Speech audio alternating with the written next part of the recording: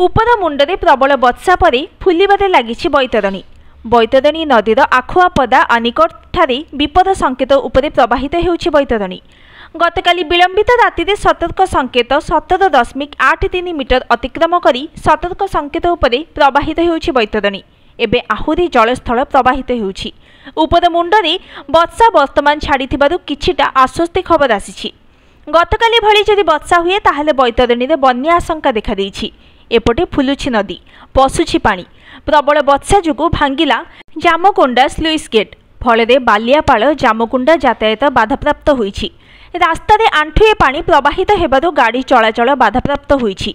सेपटे बढ़ुछि सुवर्णरेखा नदीर जलस्तर। जलेश्वर ब्लॉक राजघाट निकटरे विपद संकेत 10.36 मीटर थिबा बेले एहार पाखापाखि पानी प्रवाहित होउछि।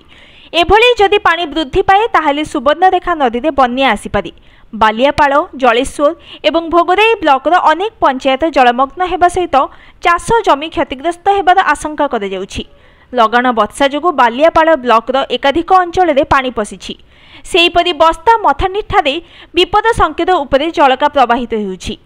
Bureau report, news today.